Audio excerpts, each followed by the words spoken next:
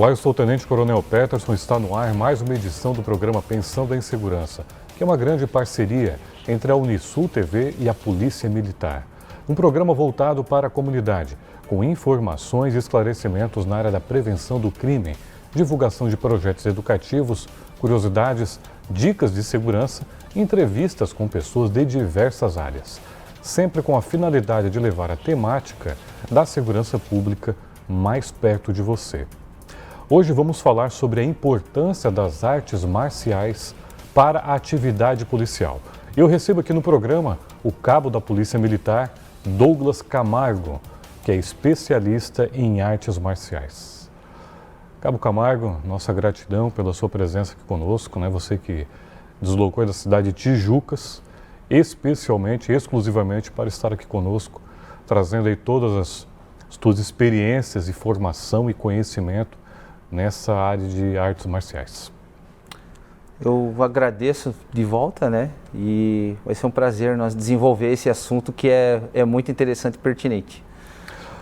Bom, Camargo, fala um pouco da tua história, né? Como começou essa tua história com as artes marciais? Bom, as artes marciais para mim é quase que um caso de família, né? O meu avô aprendeu boxe no exército, nos anos 40, e posteriormente o meu pai também acabou fazendo boxe, e aí começou aquela febre, né, aqui na região sul do país das artes marciais orientais, então foi treinar karatê, e depois uma outra época se chegou com muita força também nos anos 70 e anos 80 o full contact, né? Então o meu pai também treinou por bastante tempo, ele atingiu a faixa preta e aí foi naturalmente também foi sendo levado junto para a prática. Uma herança criança, mesmo, né? Uma herança. Família.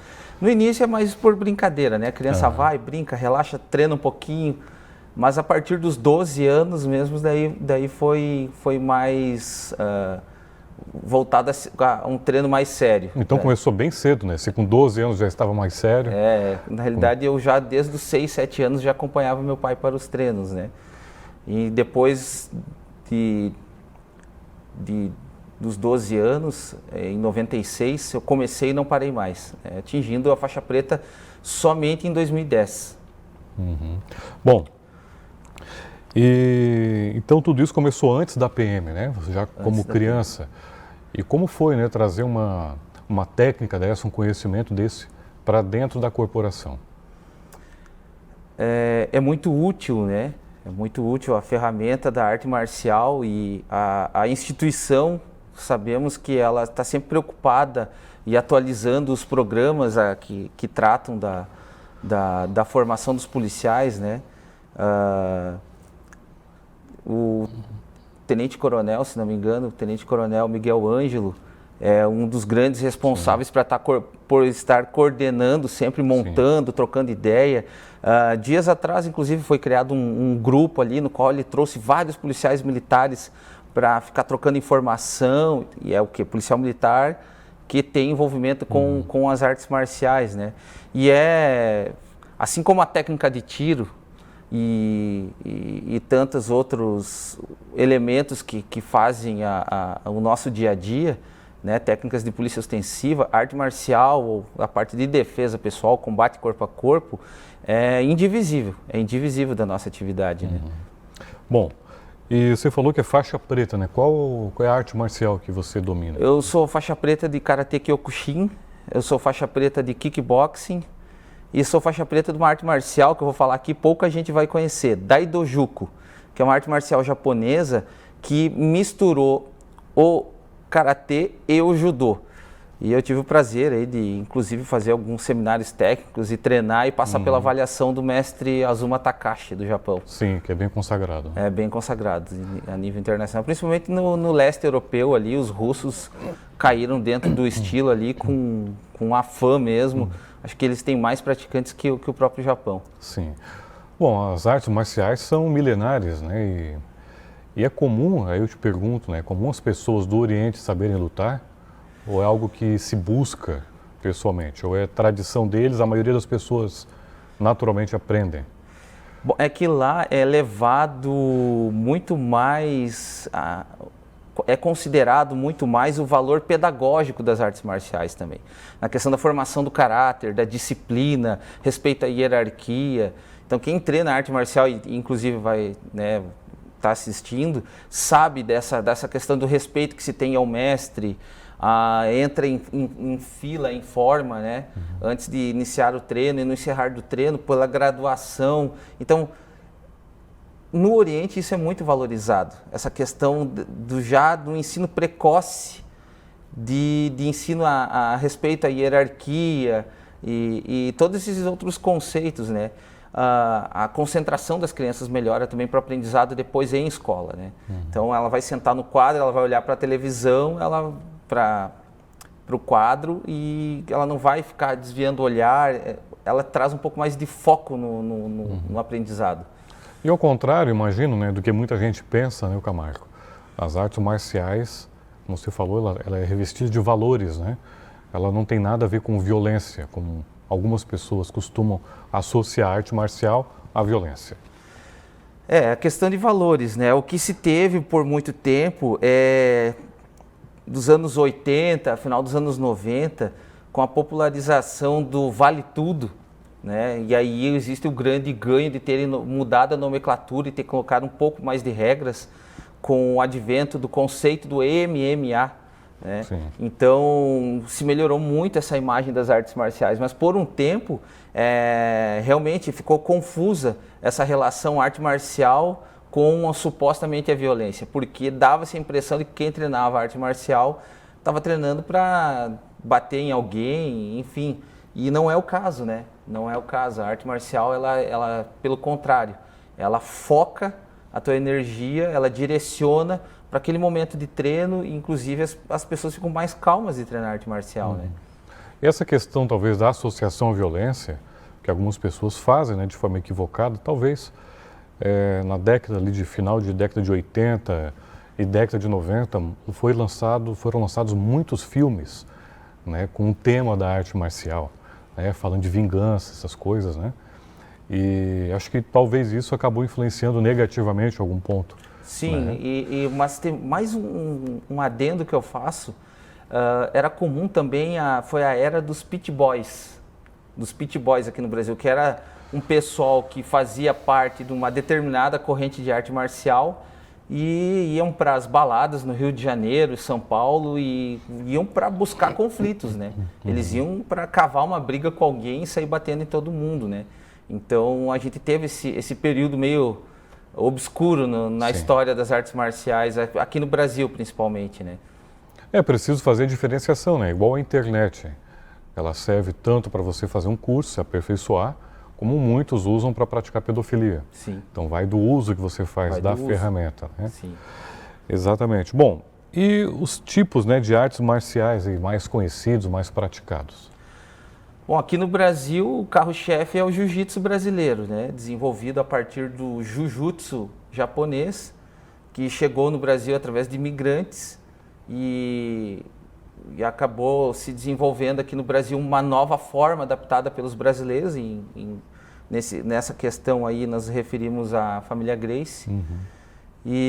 Mas ademais, judô é um esporte muito praticado no Brasil. O estado de Santa Catarina tem uma federação de judô muito forte, uma liga catarinense de judô também. É muito divulgado, é muito praticado, está sempre em alguns programas de assistência social, programas do município. Ele sempre está presente, né? E são lutas mais de submissão. No caso do judô, ela seria uma luta de projeção, né? Até eu faço essa divisão, eu classifico as artes marciais pelas características principais delas, né? Por exemplo, o Muay Thai e o Kickboxing são lutas que são essencialmente traumáticas, porque elas vão utilizar de pancadas para neutralizar a ação do oponente, né? Então, enquanto que o jiu-jitsu ele já procura neutralizar, dominar o oponente através da submissão. Também temos as artes marciais manipulativas. As manipulativas eu classifico o Aikido e o Hapkido. O Aikido aí, o expoente internacional mais lembrado por todo mundo é Steven Seagal, né? Sim. Então é uma luta que trabalha muito com torções e enfim. Bom, ok, vamos continuar no próximo bloco então, Camargo. O programa Pensando em Segurança vai para um breve intervalo, nós voltamos em instantes, fique com a gente.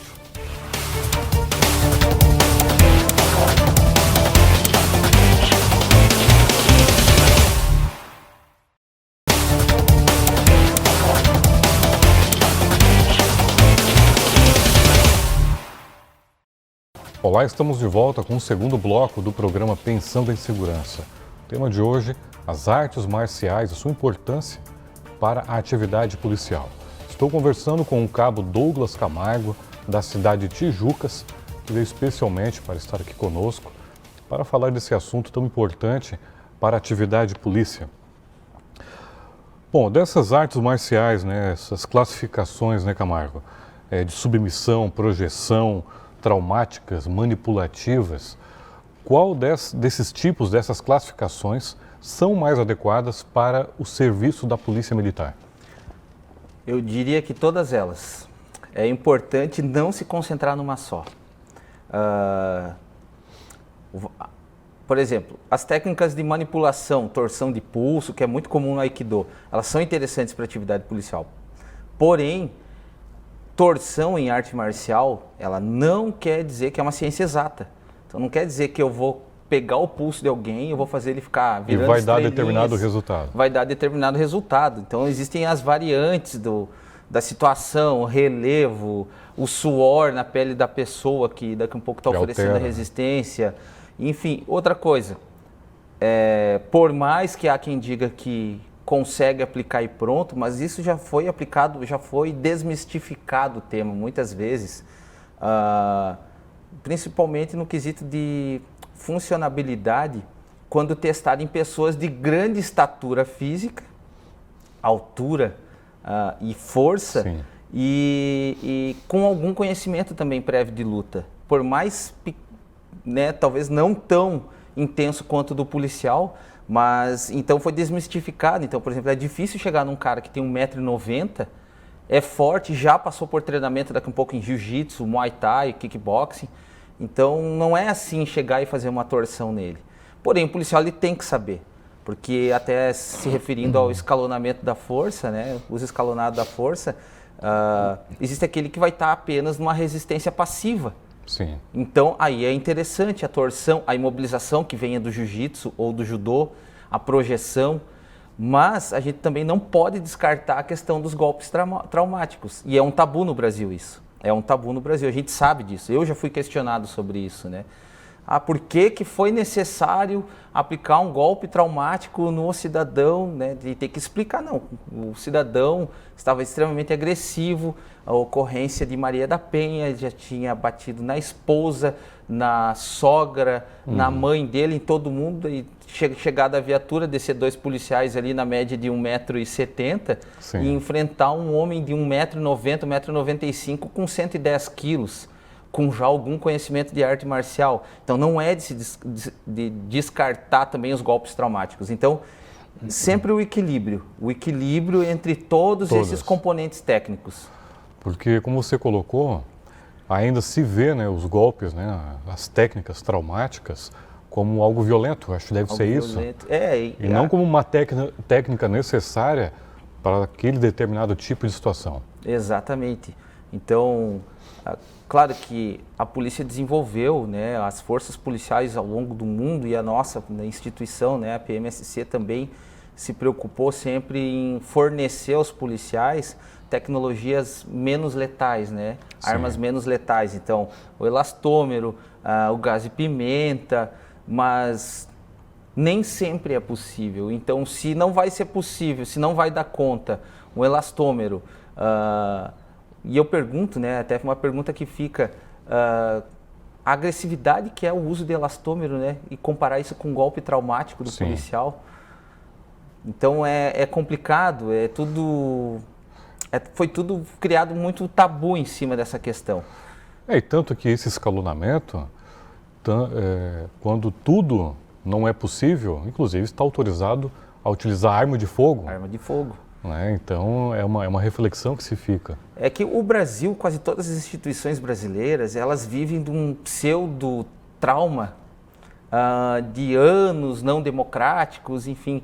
E parece que qualquer ação mais contundente que seja necessária, necessária e legal por parte de policiais, acaba despertando aquele trauma em pessoas que fazem parte de outras instituições ou da mídia ou até de populares que acompanham as notícias, né? Nossa, mas os policiais fizeram isso? Não, mas a própria doutrina internacional do uso escalonado da força prevê. Bom, é algo como você falou, né? Desmistificar, porque outros países, como você colocou anteriormente, eles admitem. Né, os golpes traumáticos, né? Algum exemplo de país, né, democrático que admite? A gente vê isso o tempo todo, na Europa, França, Itália, o controle de distúrbio civil, basta puxar aí em plataformas de vídeo, né? Policiais tendo que aplicar golpe traumático e o uso de bastão. Então, assim, porque de certa forma o uso do bastão, da tonfa, também é golpe traumático, né? Então, mas parece que apavora mais é o fato do policial ter que fechar a mão e usar a mão dele no corpo de outrem, né? É que isso visualmente eles entendem como uma parece agressão. Que fica mais agressivo, né? Que caracteriza um abuso por parte do policial. Mas isso já é superado essa discussão em outros países, né? Em outras polícias, né? Em outras polícias, né? Então, Estados Unidos, normal, ninguém fica complicando por causa disso. Ok, então, Camargo, vamos continuar novamente no próximo bloco. O programa Pensando em Segurança vai novamente para um breve intervalo, nós voltamos a seguir.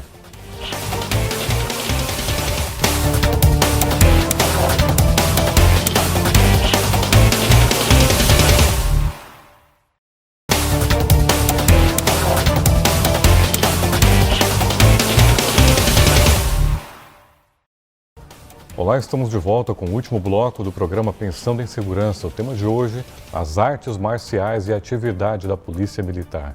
Estou conversando com um especialista em artes marciais, o Cabo Camargo, que veio da cidade de Tijucas, especialmente para trazer os seus conhecimentos e experiências nessa área aqui para a gente. Bom, você recentemente, né, se envolveu numa ocorrência que resultou no salvamento de uma pessoa. Nesse tipo de ocorrência, também é importante, você utilizou técnicas, conhecimentos e noções de artes marciais? Sim. Eu não diria que o salvamento ele logrou êxito tão somente devido à arte marcial, mas com certeza ele contribuiu e muito. Eu até tenho conversado isso com alguns amigos que falaram, pô, você foi lá e tirou o cidadão que ia se jogar de cima de um viaduto da BR-101, né? A BR-101 corta lá a nossa cidade também, Tijucas. A ocorrência foi essa? Foi essa. E então a arte marcial te garantiu. Eu disse, olha, garantiu, não sei, porque eu jamais iria lutar à beira de um precipício. Podiam me pagar o cachê que fosse para mim lutar, eu não iria lutar à beira de um precipício de 6 metros de altura com carreta passando embaixo, caminhão, veículos passando, quer dizer, não me colocaria num risco desse por valor nenhum. Totalmente desvantajoso. Foi instintivo, né? A gente viu ali a situação, vamos agir rápido para tirar o cidadão que estava lá se encorajando a se jogar. E a arte marcial me ajudou a compensar uma lesão que eu não sabia a gravidade dela. Eu já estou com essa lesão, eu tive entorse no joelho em dezembro de 2020. E agora, poucos dias atrás, eu descobri que eu estou com o ligamento cruzado anterior quase que totalmente rompido. Então, eu estou com instabilidade no joelho, né? Quem pratica luta e futebol sabe como é que é esse tipo de lesão. E quando eu fui agarrar o cidadão, que eu cheguei por trás dele para agarrar ele se debateu, quis insistir em se jogar. Então, ali meu joelho desencaixou. Desencaixou e a gente foi à beira de cair, voltamos. Então, assim, a arte marcial ajudou. Talvez se eu não soubesse a arte marcial, certamente teria caído. E ela ajudou a compensar essa falha, né? Então, assim, foi uma situação bem de risco, mas a arte marcial foi crucial, assim, para pelo menos hoje, né? Daqui a pouco eu não ter sofrido a morte naquela situação. Era uma situação muito tensa, ou ficar né? com uma deficiência permanente, né? Por cair de cima daquela altura lá que nós estávamos, né? Então ela contribuiu bastante, né?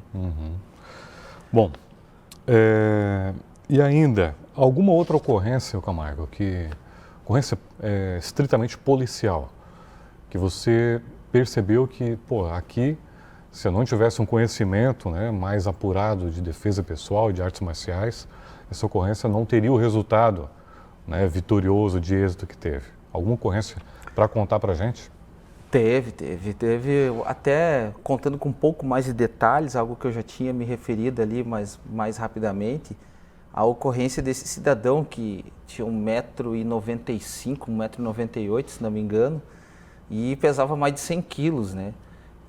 Mas não era um cara com gordura corporal acentuada, não, o cidadão era forte e ele estava fora de si, agressivo, ele estava tentando jogar a namorada dele da sacada do segundo andar da casa dele. E chegamos lá, eu e meu colega, e eu tenho 1,73 m. Eu acho que esse meu colega de guarnição na época, eu acredito que ele tem 1,65 m e pese 60 quilos, né? Quer dizer, o cidadão lá que estava ensandecido, agressivo e tinha batido em familiares, tudo. Quando ele veio ao nosso encontro, ele olhou e falou assim, é só vocês dois para mim? Né? Então, e ele veio para cima, né? A gente advertiu ele, porque tenta-se toda uma verbalização primeiro. Enfim, são as técnicas de aplicação do policiamento, né? E ele veio, quis largar uma garrafa de cerveja em cima do capô da viatura e fazendo todo tipo de provocação. Então, chegou em dado momento, o horário de troca de serviço, né, também. Essa ocorrência foi em Itapema. Então, assim, o horário de troca de serviço, não tinha como vir outra guarnição de apoio naquele momento. Então, quando eu adverti ele, era a deixa que ele queria, para poder avançar e investir contra nós, né? Então, ali a arte marcial foi crucial, tanto que esse meu colega passou a treinar arte marcial e disse para mim, olha, se não fosse isso, talvez esse cara ia bater em nós, ia tomar nossas armas e até nos matar, porque se não fosse né, no caso ele falou, se não fosse tu aí saber arte marcial, com certeza ali nós tínhamos passado apuro. E ali foi tentado de tudo que eu mencionei antes. Foi tentado submissão nele, foi tentado manipulação, mas a partir do momento que eu pensei o seguinte, bom, daqui um pouco ele vai me acertar um soco ou um chute na cabeça, vou cair desmaiado aqui, ele vai me matar. Então, tive que usar de golpe traumático e a gente, graças a Deus, conseguimos lograr êxito naquela situação ali. Então, foi crucial naquele atendimento. Bom, estamos aí nos momentos finais aqui do programa. Vamos aproveitar para falar de um projeto que vocês desenvolvem, né, na região de Tijucas. Um projeto que envolve artes marciais para crianças. Pode falar rapidamente para a gente sobre isso? Então, o projeto Guerreiros da Paz, ele foi concebido pelo Tenente Coronel Éder, que estava comandando a Companhia de Polícia Militar de Tijucas e desenvolveu esse projeto. Hoje ele é gerenciado pela associação que nós temos lá na cidade e dos policiais militares junto ao comando da PM. Então a gente atende, hoje estamos em torno de 100 crianças, né? E a gente oferece modalidades como jiu-jitsu, o kickboxing e o boxe inglês, né? E a gente está tentando agregar esses valores que a gente comentou antes ali a respeito das contribuições pedagógicas e disciplinares que a arte marcial pode proporcionar. Né? Ok. Bom, Camargo, nosso tempo acabou, né? Eu queria te parabenizar pelo trabalho que você realiza lá na cidade de Tijucas, né? Agradecer por você ter vindo até aqui, feito toda uma viagem, né, para prestigiar o programa, estar aqui conosco, trazer os teus conhecimentos, as tuas informações sobre as artes marciais. Muito obrigado. Eu que agradeço. Hoje eu conversei com o cabo da Polícia Militar, Douglas Camargo, que falou sobre a importância das artes marciais para a atividade policial. O programa Pensando em Segurança fica mais uma vez por aqui. Nos acompanhe pelas redes sociais, Instagram, Facebook e entrevistas completas disponíveis no YouTube. Até o próximo programa e não se esqueça, apoie quem te protege.